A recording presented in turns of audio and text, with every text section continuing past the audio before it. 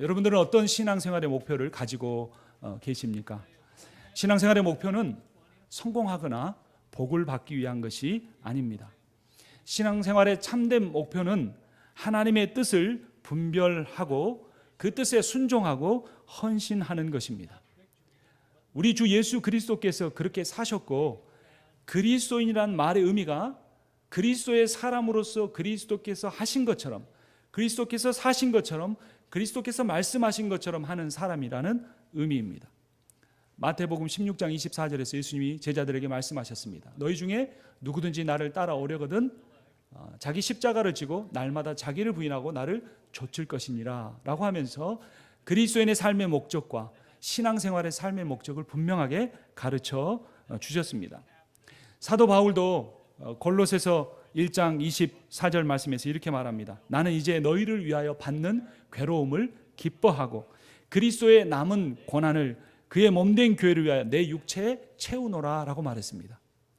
그리스도의 남은 고난, 물론 우리를 위한 구원은 예수 그리스도께서 십자가에 죽고 부활하심으로 완전히 이루셨습니다. 거기에 우리가 뭘 더 보태는 것이 있는 건 아닙니다. 하지만 우리가 주님을 더 잘 따르고 우리가 주님을 더 닮기 위하여 그리스도께서 자신의 고난을 남겨두셨습니다. 사도 바울은 다메섹으로 가는 도중에 하나님에 대한 열심은 있었지만 오히려 하나님의 뜻을 거스리고 교회와 예수 그리스도를 핍박하러 가는 그 길 가운데 예수님을 만났습니다. 인격적인 체험을 했습니다. 그리고 나서 그가 깨달은 게 뭐냐면, 신앙생활이라는 것은 그리스도의 남은 고난을 내 삶에 채우는 것이구나 라는 걸 깨달았고, 그 이후로 모든 것을 주님께 자신의 삶을 맡기고 헌신하는 삶을 살았습니다. 사도 바울처럼 예수 그리스도처럼 그런 삶을 살았던 또 하나의 인물이 우리가 계속해서 살펴보고 있는 다윗입니다. 다윗의 인생은 어찌 보면 어떻게 한 개인의 인생이 이렇게 힘들 수 있을까?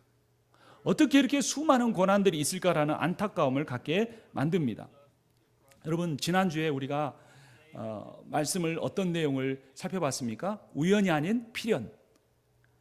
사람들이 만들어내는 여러 가지 우연을 하나님이 모아서 하나님이 창세전부터 갖고 계셨던 우리를 향한 사랑과 그분의 구원이라는 필연을 이루어 가신다 그랬습니다. 그 예가 하나가 무엇이었습니까? 블레셋과 사울이 전쟁을 하게 됐습니다. 지금 다윗은 누구에게 속해 있습니까? 블레셋 아기스 왕 밑에 있습니다. 그러니까 아기스를 따라서 전쟁에 나갈 수밖에 없는데, 사울과 싸우게 되면 온 이스라엘 사람이 다윗은 진짜 반역자구나 하고 돌아서서 다윗은 절대로 이스라엘의 왕이 될 수 없었습니다. 그렇다고 해서 아기스 왕과 싸우게 되면 아직 600명밖에 없는 군사를 가지고 이기기는커녕 죽음을 당할 수밖에 없었습니다. 그런데 그때 아기스의 부하들이 다윗을 불신했습니다. 저 사람 히브리 사람 아니냐, 데려갈 수 없다 그래서 다윗이 아무 말도 하지 않았는데 우연히 그들의 말을 통해 그 전쟁에서 빠지게 됐고, 다윗은 사울과도 블레셋 군사들과도 싸우지 않게 된 것입니다. 그래서 모든 것이 해결된 것 같았습니다. 오늘 본문을 보면 더 큰 문제가 일어난 것을 볼 수 있습니다. 30장 1절부터 보겠습니다. 다윗과 그의 사람들이 사흘 만에 시글락에 이른 때에 아말렉 사람들이 이미 네겝과 시글락을 침노하였는데 그들이 시글락을 쳐서 불사르고 거기에 있는 젊거나 늙은 여인들은 한 사람도 죽이지 아니하고 다 사로잡아 끌고 자기 길로 갔더라. 왔더니 그나마 얼기설기 오두막처럼 만들어 놓은 그 삶의 터전이 다 불살라 버렸습니다. 가축과 모든 재산을 다 노략질해 갔습니다. 자기의 가족과 사랑하는 아내마저 다 포로로 끌려가고 만 것입니다. 4절 표현을 보면 다윗과 그와 함께한 백성이 울 기력도 없도록 소리를 높여 울었더라. 여러분, 이런 거 체험해 보셨습니까? 울다가 지쳐가지고 울 힘이 없는 거예요. 그래서 꺽꺽 소리도 못 난 채로 눈물도 다 말라버린 채로 울고 있는 겁니다. 그렇게 소리를 높여 울고 있었습니다. 다윗도 자기의 사랑하는 두 아내를 포로로 사로잡혀 버렸습니다. 그런데 그때 더 비참한 일이 벌어집니다. 6절을 보면 백성들이 자녀들 때문에 마음이 슬퍼서 다윗을 돌로 치자 하니 다윗이 크게 다급하였으나 라고 말합니다. 사람들이 마음이 악해진 겁니다. 어떻게 이런 일이 있을 수 있는가? 우리가 하나님 믿고 따르지 않았는가? 그런데 우리의 재산을 다 평생 일궈놓은 재산 다 잃어버리고 내 가족들까지 다 잃어버렸는데 누군가한테 원망을 쏟아내야 되는데 그 누군가 저놈 때문이다, 다윗 때문이다. 그래서 수군거리기 시작했습니다. 저 다윗을 내버려두면 안 된다. 우리까지 죽을 줄 모릅니다. 그래서 돌을 하나씩 집어들기 시작하고 수군수군해 되기 시작하는 겁니다. 다윗의 마음이 어땠을까요? 한글 번역은 이 6절을 좀 잘못 번역했습니다. 다윗이 크게 다급하였다. 그럼 다윗도 같이 그 사람들하고 같이 마음이 동해가지고 저 사람들이 나를 죽이려고 하는구나, 어떻게 하지, 다급해가지고 어쩔 줄 모르는 것처럼 번역해 놓았습니다. 그러나 원문을 보면 또 영어 성경과 한글의 다른 번역본들을 보면 뭐라고 되냐면 다윗이 크게 공경에 빠졌으나 라고 말합니다. 다윗의 마음이 그렇게 다급해진 게 아니라 다윗의 현재 상황이 그렇게 공경에 빠져 있다는 겁니다. 다윗의 마음은 다급해지지 않았습니다. 그리고 이어지는 말씀을 보면 이렇게 말합니다. 그의 하나님 여호와를 힘입고 용기를 얻었더라. 진짜 신앙은 고난에 닥쳤을 때 드러납니다. 여유 있을 때, 내가 재산을 잘 일구어 갈 때, 내 몸이 건강할 때 주님 찬양할 수 있습니다. 섬길 수 있습니다. 그러나 위기가 닥쳤을 때, 모든 일궈는 터전을 잃어버렸을 때, 가족들의 위기가 닥쳤을 때, 내게 질병이 다가왔을 때, 심지어 가장 어려운 건 뭡니까?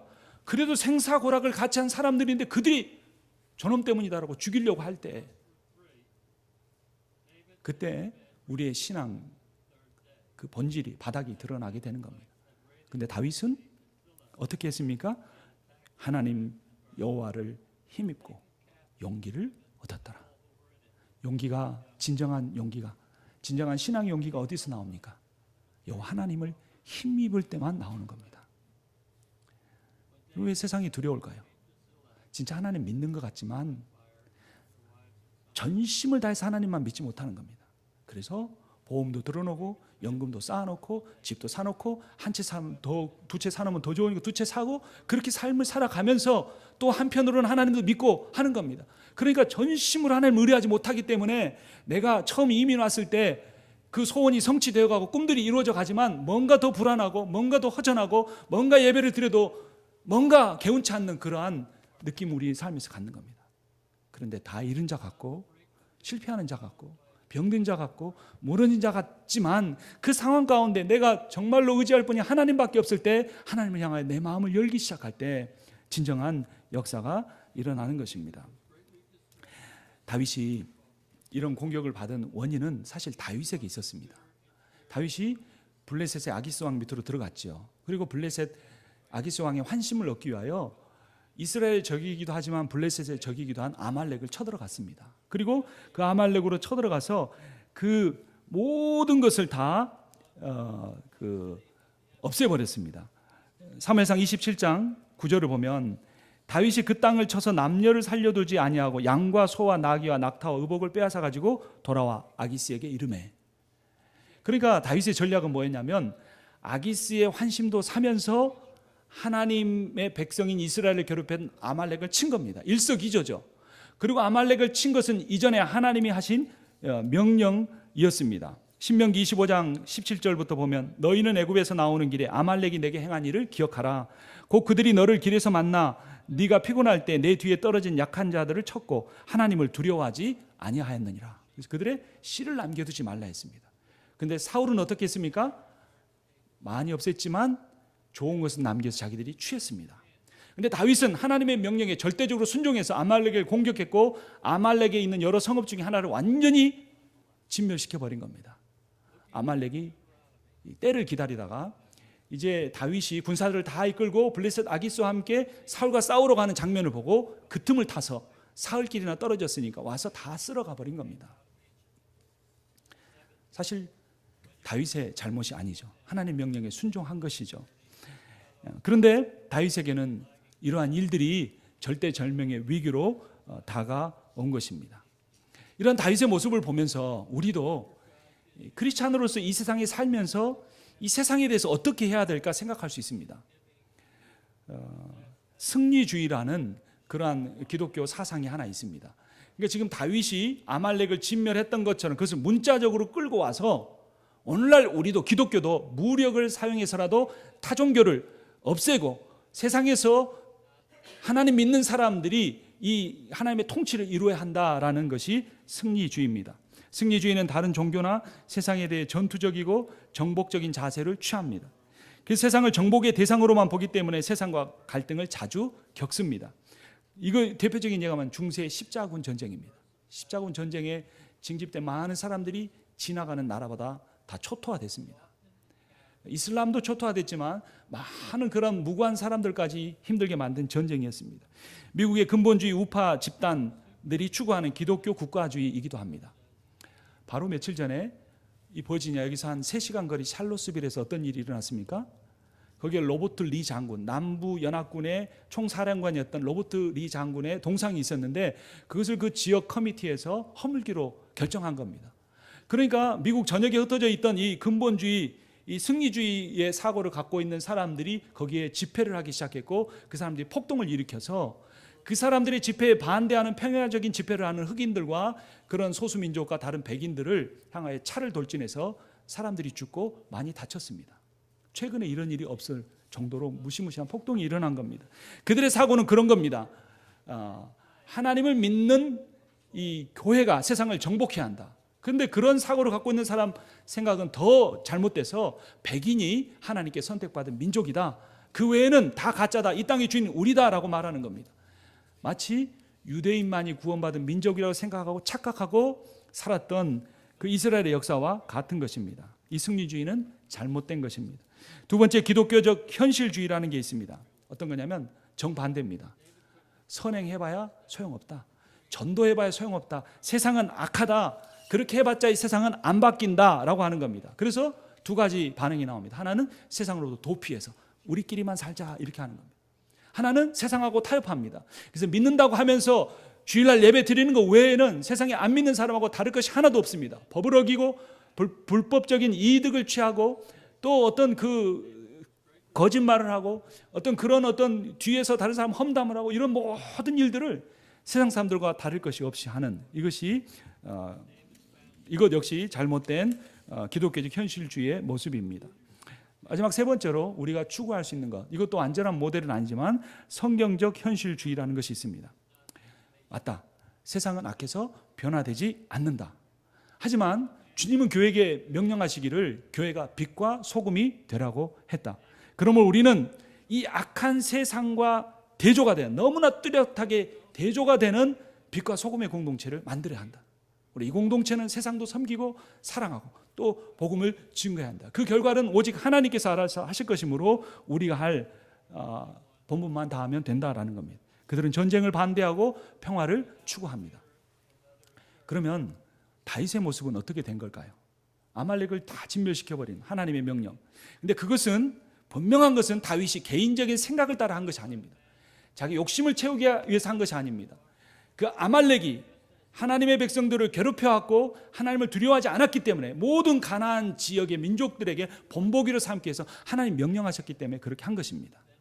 근데 다윗은 그 전쟁을 치르는 과정 중에서도 이 성경적 현실주의를 실현합니다. 그것을 세 가지로 오늘 본문에서 살펴보겠습니다. 첫 번째, 다윗은 하나님께 물었습니다. 7절, 8절을 보면 그런 내용이 나옵니다. 오늘 본문에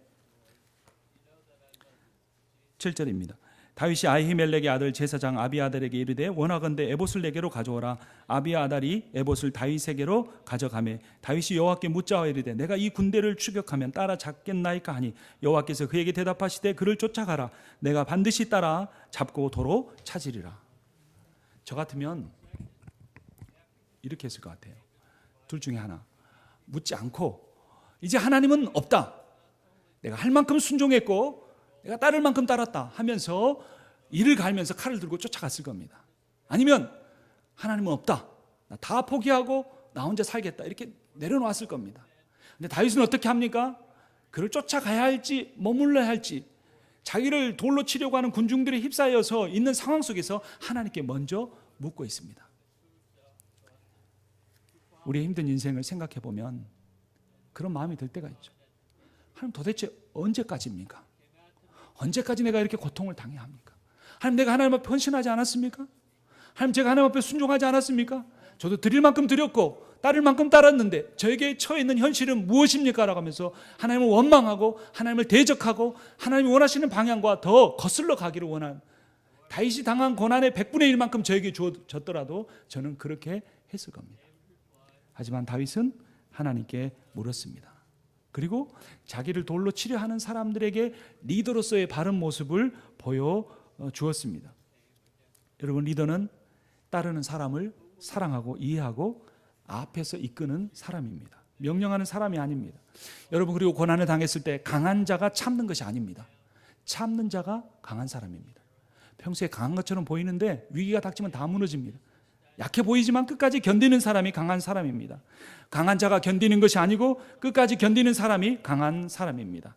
다윗은 끝까지 견뎠습니다. 그 끝까지 견딘 비결이 어디에 있다고 6절에서 말했습니까? 여호와 하나님을 의지함으로 그렇게 견뎌냈습니다. 두 번째, 다윗은 승리한 뒤에 전리품을 공평하게 나누었습니다. 이 전쟁에 나가서 600명을 이끌고 나갔는데 중간에 탈락자가 생겼습니다. 10절을 보겠습니다. 곧 피곤하여 부솔 시내를 건너지 못하는 200명을 머물게 했고 다윗은 400명을 거느리고 쫓아가느니라. 그 위기의 상황에서도 나 못 가겠다, 내가 먼저 죽을 지경이다, 못 가겠다고 버티고 그냥 주저앉는 사람들이 200명이나 되었습니다. 다윗은 그들을 내버려두고 나머지 400명과 전쟁을 치를 수밖에 없었습니다. 그런데 그 전쟁을 이기고 돌아와서 다윗이 어떻게 하는가, 21절을 보겠습니다. 다윗이 전에 피곤하여 능히 자기를 따르지 못함으로 부솔 시내에 머물게 한 200명에게 오매 그들이 다윗과 그와 함께한 백성을 영접하러 나오는지라. 22절, 다윗과 함께 갔던 자들 가운데 악한 자와 불량배들이 다 이르되 그들이 우리와 함께 가지 아니하였은즉 우리가 도로 찾은 물건은 무엇이든지 그들에게 주지 말고 각자의 처자만 데리고 떠나가게 하라 하는지라. 23절, 다윗이 이르되 나의 형제들아, 여호와께서 우리를 보호하시고 우리를 치러 온 그 군대를 우리 손에 넘기셨은즉 그가 우리에게 주신 것을 너희가 이같이 못하리라 하면서 똑같이 분배하는 내용 24절에서 나옵니다. 누구의 말이 여러분 옳습니까? 악한 자들과 불량배의 말이 옳습니다.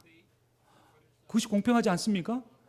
누구는 힘든데도 전쟁에 나가서 목숨 걸고 싸우고, 누구는 힘들다고 주저앉아 있었는데 목숨 걸고 찾아온 그것을 다 나눈다는 것은 맞지 않습니다. 이 사람들의 말이 맞습니다. 다윗은 어리석습니다. 뭘 모르는, 세상 물정을 모르는 사람입니다. 그런데 이런 생각을 성경 기자는 다윗이 옳다고 말합니다. 무엇이 그런 차이점을 만들어낼까요? 다시 한번 22절을 보십시오. 다윗과 함께 갔던 자들 가운데 악한 자와 불량배들이 다 이르되 그들이 우리와 함께 가지 아니하였은지, 그 다음에 또 우리가 도로 찾은 물건을 무엇이든지 그들에게 주지 말고 라고 말합니다. 누가 강조된 겁니까? 자기 자신이에요. 내가 했다는 겁니다. 오늘날 여기까지 온 거 다 내가 한 거라는 겁니다. 교회 일군 거 내가 했다는 겁니다. 내가 봉사해서 이만큼 교회가 성장했고, 내가 헌금해서, 내가 시간 내어서 헌신해서 내가 한 거라는, 내 거라는 겁니다. 그런데 거기에 헌신하지 않고 동참하지 않은 사람과 어떻게 똑같이 나누냐? 내가 주인입니다. 신앙생활 잘못하면 자아가 커집니다.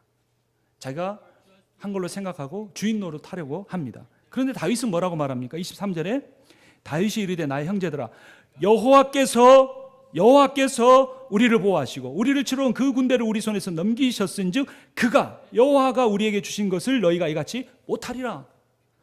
하나님이 하셨다고 고백하고 있습니다.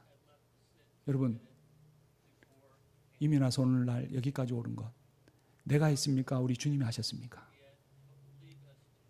우리 자녀들 이만큼 양육한 것 내가 했습니까? 주님이 하셨습니까? 우리 교회 여기까지 온 거 그래도 내가 한 겁니까? 우리 주님이 한 겁니까? 우리가 한 겁니까? 우리 주님이 하신 겁니까? 우리 주님이 하셨습니다. 사실 이런 식으로 따지려면 누가 가장 그렇게 따져야 합니까? 다윗이 했어요. 다윗이 참았고, 다윗이 견뎠고, 다윗이 정말 이스라엘 사회에서도 가장 밑바닥에 있는 사람들, 빚진 자, 원통한 자, 분한 자들, 그 사람 다 품어서 먹이고 살려서 여기까지 왔는데 배신하려고 했는데 그 따독해가지고 기도해가지고 가서 전쟁에 이긴 거 아닙니까? 그러면 누가 그 말을 가장 할 수 있는 겁니까? 다윗이 그 말을 할 수 있는 겁니다. 내가 절반 갖고 나머지 너희들 200명 쟤들 버리고 400명 나눠서 가져라, 이렇게 할 수 있는 겁니다. 근데 다윗은 하나님이 하셨다고 고백하고 그대로 믿었습니다. 그래서 전쟁에 나가지 않은 200명에도 똑같이 나누어 준 것입니다. 이것이 하나님 나라 공동체의 진정한 모습입니다. 세상의 논리와 비판적인 마음을 가지고 다른 사람과 나누지 않는 사람은 뭔가 자신의 삶을 돌이켜 봐야 합니다. 어리석은 부자의 잘못은 창고를 지은 것이 아니라 다른 사람과 나누지 않은 것입니다.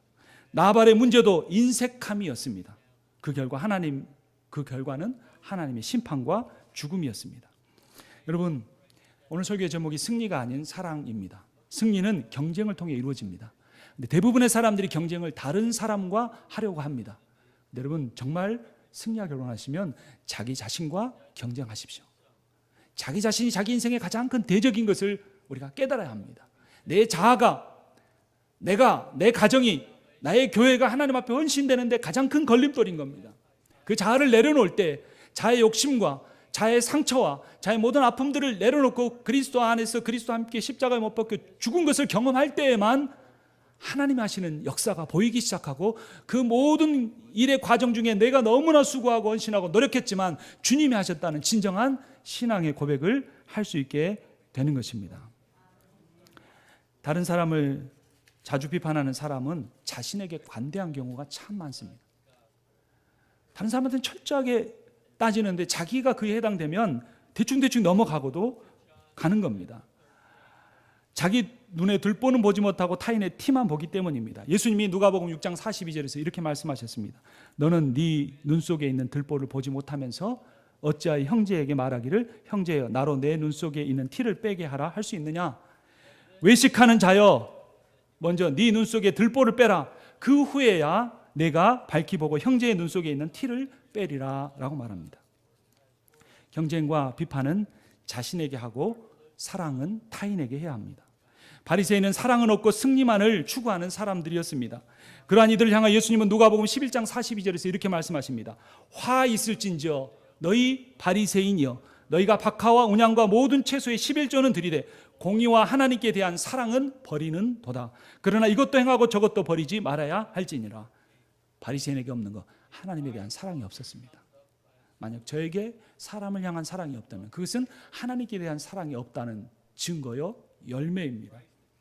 바리새인들에게는 율법만 있고 은혜는 없었습니다. 타인에게 은혜가 없으면 자신에게도 은혜가 없다는 사실을 알아야 합니다. 타인에게 율법을 들이대면 자신도 율법을 다 지켜야 됩니다. 성경이 분명히 말했습니다.